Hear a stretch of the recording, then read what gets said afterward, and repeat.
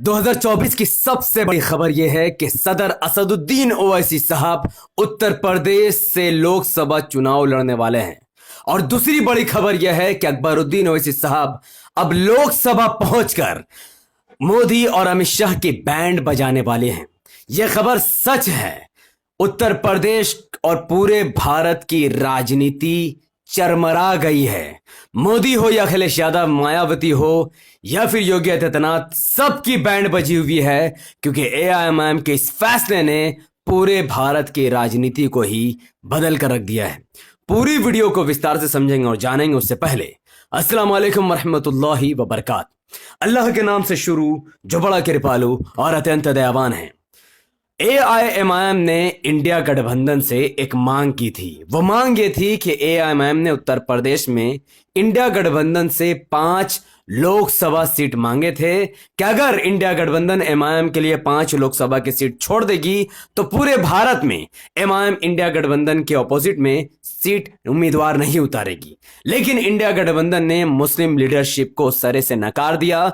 असदुद्दीन ओवैसी साहब और मुसलमानों को वोटों को पूरी तरीके से दरकिनार कर दिया, जिसके बाद सदर असदुद्दीन ओवैसी साहब ने उत्तर प्रदेश से चुनाव लड़ने का फैसला किया और साथ ही साथ एआईएमआईएम ने 25 लोकसभा के सीटों पर भी उम्मीदवार उतारने का बहुत बड़ा फैसला लिया है, जिसके बाद एनडीए हो या फिर यूपीए हो या फिर इंडिया गठबंधन हो, राहुल गांधी हो, मोदी हो, मायावती हो या फिर अखिलेश यादव, सबकी नींद हराम हो चुकी है। क्योंकि अखिलेश यादव, राहुल गांधी, मोदी या फिर मायावती, इनको कोई फर्क नहीं पड़ता इस देश में सरकार किसी की भी बने, किसी की भी गिरे। इनको सिर्फ एक ही परवाह और इनके सिर्फ एक ही मिशन है कि इस देश में मुस्लिम नेतृत्व खड़ा नहीं होना चाहिए। इसीलिए ओवैसी साहब के उत्तर प्रदेश में चुनाव लड़ने के फैसले के बाद इनके नींद हराम हो चुकी है, रातों की नींद उड़ गई है और ये लोग परेशान हैं कि अब कैसे ये ओवैसी साहब का मुकाबला करेंगे। आसिम वकार साहब, जो कि एआईएमआईएम के नेता है, ऑफिशियल नेशनल स्पोक्स पर्सन है, उन्होंने बाजाब्ता उत्तर प्रदेश के 7 लोकसभा के सीटों के नाम सामने रख दिए हैं, जिसमें एमआईएम अपने उम्मीदवार उतारने वाली है। और सबसे बड़ा सवाल कि असदुद्दीन ओवैसी साहब इन 7 लोकसभा के सीटों में से किस सीट पर चुनाव लड़ने की तैयारी कर रही है, वो वीडियो के एंड तक आपको पता चल जाएगा। एआईएमआईएम उत्तर प्रदेश के फिरोजाबाद मेंबर ऑफ पार्लियामेंट यानी लोकसभा के सीट पर अपने उम्मीदवार उतारने वाली है, जबकि यहां पर भारतीय जनता पार्टी का प्रत्याशी जीता हुआ है। यानी फिरोजाबाद में एमआईएम बीजेपी से सीधा मुकाबला करने की तैयारी कर रही है। 2019 के लोकसभा इलेक्शन में बीजेपी के कैंडिडेट को 4,95,819 वोट मिला, जबकि समाजवादी पार्टी के प्रत्याशी को 4,67,038 वोट मिला। यहां पर समाजवादी पार्टी भारतीय जनता पार्टी से सिर्फ 30,000 वोटों से हार गई, क्योंकि समाजवादी पार्टी के ही एक नेता शिवपाल सिंह यादव ने यहां पर 91,000 वोट काटकर भारतीय जनता पार्टी की मदद की, जिसकी वजह से यहां पर बीजेपी जीत गई। अब आपको पता होना चाहिए कि फिरोजाबाद में 12.6% मुसलमानों की आबादी है, फिर भी 3 लाख से ज्यादा इस लोकसभा सीट में मुस्लिम वोटर होने के बावजूद भी समाजवादी पार्टी ने आज तक यहां पर किसी मुसलमान को टिकट नहीं दिया है। अब 2024 के लोकसभा इलेक्शन में जब एमआईएम यहां सीधा बीजेपी से मुकाबला करेगी तो इस सीट में यादवों की भी अच्छी खासी आबादी है, जिसको देखते हुए 70 साल से चुके मुसलमानों ने यादवों को वोट देकर जिताया। लेकिन 2024 में अब यादवों को मुसलमानों के प्रति वफादारी निभानी होगी। 3.5 लाख मुसलमानों का वोट और 3 लाख यादवों का वोट अगर मिल जाए तो इस सीट में एमआईएम बीजेपी को हरा सकती है। बडौन में एआईएमआईएम अपना उम्मीदवार उतारने की तैयारी कर रही है।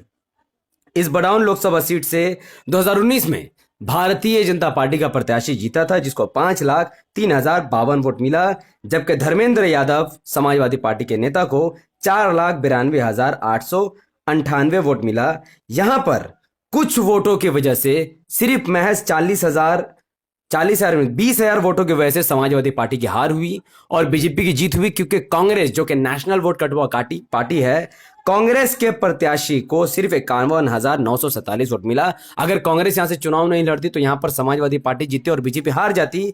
चूंकि यहां से बीजेपी जीत गई, इसीलिए एमआईएम यहां पर अपना उम्मीदवार उतारने वाली है। अब यहां पर बडौन में भी मुसलमानों की 27% आबादी, लगभग 4 लाख मुस्लिम वोटर बडौन में हैं। अब अगर 4 लाख मुसलमान और सिर्फ 20% यादव कम्युनिटी के लोग अगर इमाम के प्रत्याशी को यहां पर वोट करते हैं तो बडौन में भी बीजेपी की हार तय है। एमआईएम उत्तर प्रदेश में संभल लोकसभा सीट से भी चुनाव लड़ने की तैयारी कर रही है। संभल में आपको पता होगा डॉक्टर शफीकुर रहमान बर्क साहब जीते थे, जिनको 6,58,000 वोट मिले थे, जबकि बीजेपी के प्रत्याशी को 4,83,000 वोट मिले थे। अब शफीकुर रहमान बर्क साहब का इंतकाल हो चुका है, ये सीट खाली है। ये सीट मुस्लिम मेजोरिटी सीट है, यहाँ पर 50% आबादी मुसलमानों की है, 6 लाख से ज्यादा यहाँ पर मुस्लिम वोटर है। अब एमआईएम अपना प्रत्याशी उतारेगी और ये सीट एमआईएम 100% जीतने वाली है, चाहे एमआईएम यहाँ जिसको भी टिकट दे दे। एमआईएम मुरादाबाद लोकसभा सीट में अपने उम्मीदवार उतारने की तैयारी कर रही है, जबकि 2019 के लोकसभा इलेक्शन में समाजवादी पार्टी का एक मुस्लिम कैंडिडेट यहां पर जीता था, जिसको 6,49,538 वोट मिला, जबकि भारतीय जनता पार्टी के प्रत्याशी को 5,51,416 वोट मिला। जहां पर कांग्रेस के कटवा प्रत्याशी इमरान प्रतापगढ़ी, कटवा क्योंकि ये 1 नंबर का वोट कटवा है, कटवा मतलब वोट कटवा, इसने 59,000 वोट काट कर बीजेपी को फायदा पहुंचाने की कोशिश की, लेकिन मुसलमानों के इकाई की वजह से यहां पर बीजेपी का हार हुई है। लेकिन चूंकि यहां पर समाजवादी पार्टी का मुस्लिम कैंडिडेट जीतने के बावजूद भी मुसलमानों का कोई भी मुद्दा इसने लोकसभा में नहीं उठाया, जिसकी बुनियाद पर एमआईएम यहां पर प्रत्याशी उतारेगी। और ये मुस्लिम डोमेन सीट है, तो यहां पर एमआईएम का जीतना पूरा तय है। उत्तर प्रदेश के अमरोहा लोकसभा सीट में बीएसपी का एक उम्मीदवार जीता हुआ है, जिसका नाम है कुंवर दानिश अली, जिनको 6 लाख वोट मिला। यह भी मुस्लिम डोमेन सीट है, यहां पर मुस्लिम आबादी सबसे ज्यादा है, जबकि बीजेपी के प्रत्याशी को 5,37,000 वोट मिला। कुंवर दानिश अली साहब, उनको अब बीएसपी छोड़ना होगा। या तो कुंवर दानिश अली साहब एमआईएम से आकर फिर से यहां चुनाव लड़ेंगे, या फिर चूंकि बीएसपी मुसलमानों के साथ खड़ी है ही नहीं, तो अब यहां पर एमआईएम का प्रत्याशी होगा। अब वहां के मुसलमानों को डिसाइड करना है कि वो एमआईएम को मजबूत करना चाहते हैं या फिर उस बीएसपी को जो बीजेपी को जिताने के लिए एड़ी चोटी का जोर लगा रही है। उत्तर प्रदेश के मेरठ, जो कि मुस्लिम डोमेन सीट है, एक बार फिर से मेरठ में 23% मुसलमानों का भी 4 लाख से ज्यादा मुस्लिम वोटर वहां पर मौजूद है। उसके बावजूद भी भारतीय जनता पार्टी का उम्मीदवार 2019 का लोकसभा इलेक्शन जीत गया, क्योंकि बीजेपी के प्रत्याशी को 5,86,000 वोट मिला, जबकि बीएसपी के मुस्लिम प्रत्याशी को 5,81,000 वोट मिला। 5,000 वोट से बीजेपी की जीत हुई है, क्योंकि कांग्रेस के प्रत्याशी ने 34,000 वोट काट दिए। मैंने पहले ही कहा, कांग्रेस नेशनल वोट कटवा और बीजेपी की ही पार्टी है जो हर जगह बीजेपी को जिताने के का काम करती है। अब यहां पर एमआईएम का उम्मीदवार होगा, और यहां पर अगर मुसलमान कांग्रेस और बीएसपी को वोट ना करके सीधा एमआईएम को वोट करेंगे, तो यकीन मानिए मुस्लिम और दलित मिलकर मेरठ लोकसभा सीट भी एमआईएम को आराम से जिताकर बीजेपी को हराने के लिए सक्षम है। 2019 के लोकसभा इलेक्शन आजमगढ़, जो कि सबसे ज्यादा हॉट सीट उत्तर प्रदेश का होने वाले है, क्योंकि ये वही आजमगढ़ सीट है जहां पर मुसलमानों की आबादी 18% है, यादव की आबादी 19%, यानी 3.5 लाख मुसलमान है, यहां पर 3.5 लाख लगभग यादव है, यहां पर 4.5 लाख दलित वोटर है। पिछली बार लोकसभा इलेक्शन में अखिलेश यादव को 6,21,000 वोट मिला। मुसलमानों ने भी अपनी जिंदगी अखिलेश यादव के नाम पर कुर्बान कर दी, दलितों ने भी अपनी जिंदगी अखिलेश यादव के नाम पर कुर्बान कर दी, और यादव जो वोटर थे वो उन्होंने बीजेपी के नाम पर अपनी जिंदगी कुर्बान कर दी। लेकिन अखिलेश यादव मुसलमानों के वोटों के दम से जीत गए। लेकिन यहीं पर जब 2022 में लोकसभा के बाई इलेक्शन हुए, तो यहां पर समाजवादी पार्टी के प्रत्याशी हार गया और भारतीय जनता पार्टी का प्रत्याशी निरहुआ 3,12,000 वोट लेकर जीत गया, जबकि यहां पर समाजवादी पार्टी को 3 लाख। यहां पर क्या हुआ कि मुस्लिम समाज ने समाजवादी पार्टी को वोट जरूर दिया, लेकिन यादव समाज के लोगों ने बीजेपी को अपने वोटों का समर्थन दे दिया, जिसकी वजह से यहां पर समाजवादी पार्टी की हार और बीजेपी की जीत हुई है। और ये बताया जा रहा है, एमआईएम के प्रवक्ता ने कहा कि ओवैसी साहब जिस सीट से चुनाव लड़ेंगे वहां पर समाजवादी पार्टी के नेता की नींद उड़ जाएगी, यानी हो सकता है आजमगढ़ से ओवैसी साहब चुनाव लड़े। अब अगर आजमगढ़ से ओवैसी साहब चुनाव लड़ेंगे, तो अगर यहां पर 3.5 लाख मुस्लिम एमआईएम को वोट कर देते हैं और 2 लाख यादव समाजवादी पार्टी को और 2 लाख यादव बीजेपी को वोट करते हैं, और दलित 2 लाख बीएसपी को और 2 लाख एमआईएम को वोट कर दे, तो यहां पर एमआईएम आजमगढ़ में सीट जीत सकती है। अब मैं आपको मोटा मोटी बात यह बताऊंगा कि ओवैसी साहब को संभल से चुनाव लड़ना चाहिए, क्योंकि वहां पर 50% मुसलमान मुस्लिम मेजोरिटी में है। लेकिन फिर भी अगर एमआईएम आजमगढ़ से भी चुनाव लड़ती है, तो यादव और दलित ओवैसी साहब को जरूर वोट देगा, क्योंकि वो लोग जानते हैं ओवैसी साहब एक मजहबी नेता है जो आजमगढ़ को विकास की ओर लेके जा सकते हैं। अब चूंकि अखिलेश यादव को जीतना नहीं चाहिए, क्योंकि अखिलेश यादव मुस्लिम वोट के लायक नहीं है, हालिया इंटरव्यू में जब अखिलेश यादव से पूछा गया कि आपने लोकसभा चुनाव में एक भी मुसलमान को टिकट देने का हिसाब नहीं लगा रहे, आप मुसलमान को इग्नोर कर रहे हैं, तो ये बता रहे हैं कि हम एम वाई फैक्टर में कभी चले ही नहीं। एम वाई का फैक्टर है क्या था वो, मुस्लिम यादव मुस्लिम नहीं था, यूथ और वुमेन था, ये ऐसा कर रहे हैं। तो यहां पर वो मुस्लिम को फैक्टर ही नहीं मान रहे हैं, यानी मुस्लिम वोट के लायक ही नहीं है अखिलेश यादव। अब अगर आप समझ लीजिए, अगर उत्तर प्रदेश के जितने भी मुस्लिम वोटर है, अगर वो एक तरफा एमआईएम को वोट करते हैं और 10% यादव और 10% बीएसपी यानी दलित समाज के लोग अगर एमआईएम का समर्थन कर देती है, तो एमआईएम उत्तर प्रदेश में 25 सीटें आराम से जीत जाएंगी। और अगर दलित एक तरफा और कुछ मुसलमान बीएसपी का सपोर्ट करेंगे, जिस सीट पर दलित ज्यादा मुसलमान कम, वहां पर बीएसपी का उम्मीदवार अगर होगा तो बीएसपी 20 सीटें जीत सकती है।